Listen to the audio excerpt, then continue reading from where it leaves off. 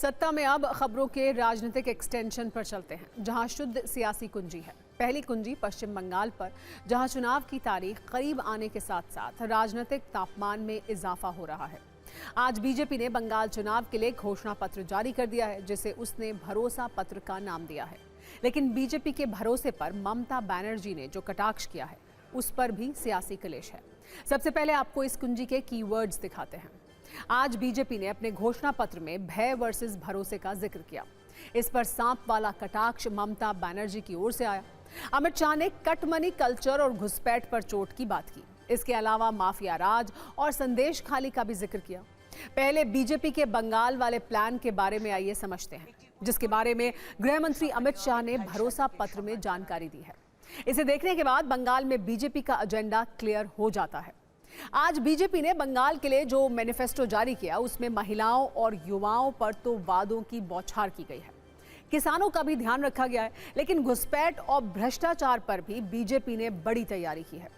अमित शाह ने बीजेपी का भरोसा पत्र जारी करते हुए कहा कि बंगाल की जनता के लिए ममता की सत्ता के 15 साल बुरे सपने जैसे रहे। ममता बनर्जी घुसपैठियों के जरिए तीसरी बार सीएम बनी, इसीलिए घुसपैठियों को डिटेक्ट, डिलीट और डिपोर्ट किया जाएगा। बीजेपी ने भरोसा पत्र में घुसपैठ पर जीरो टॉलरेंस पॉलिसी की बात कही। जनता से वादा किया कि सीमाओं को घुसपैठियों के लिए सील किया जाएगा। महिलाओं को हर महीने 1 से 5 तारीख के अंदर 3000 रुपए दिए जाएंगे। सरकारी नौकरियों में उन्हें 33% आरक्षण दिया जाएगा। इसके अलावा 75 लाख लखपति दीदी बनाने का भी भरोसा दिया गया है।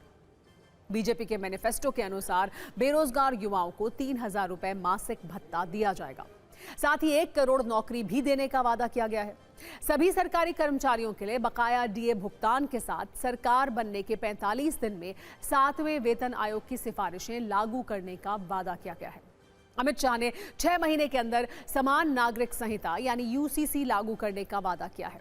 साथ ही ये भी कहा है कि आयुष्मान भारत समेत सभी केंद्रीय योजनाएं बंगाल में लागू करेंगे।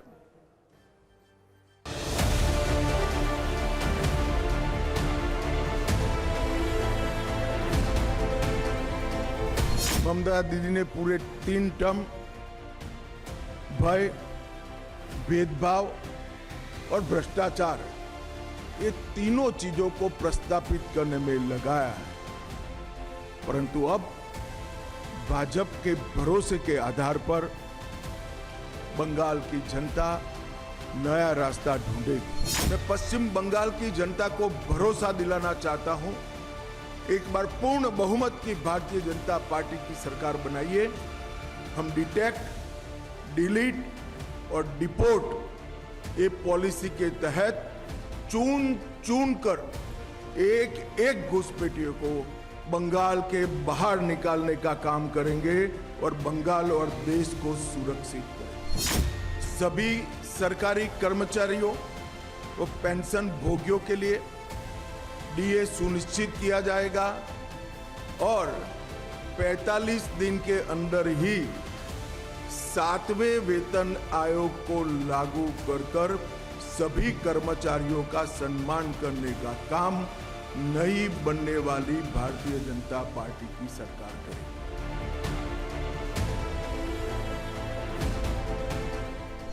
भारतीय जनता पार्टी की सरकार हर महीने 1 से 5 तारीख के अंदर 3000 रुपया हर माता के बैंक अकाउंट में ट्रांसफर करेगी। बेरोजगार युवाओं को 3000 की मासिक आर्थिक सहायता देने का भी भारतीय जनता पार्टी भरोसा दिलाती। आज बीजेपी ने बंगाल की जनता को भरोसा दिया तो ममता बनर्जी के एक बयान से भरोसे पर सियासी कलेश हो गया। बीजेपी घोषणा पत्र को भरोसा पत्र का नाम दे रही है। इसे बंगाल की चुनावी लड़ाई भय बनाम भरोसा बनाने की कोशिश से जोड़कर देखा जा रहा है। तो ममता बनर्जी ने भी आज एक रैली की और बीजेपी के भरोसे पर सांप वाला कटाक्ष किया।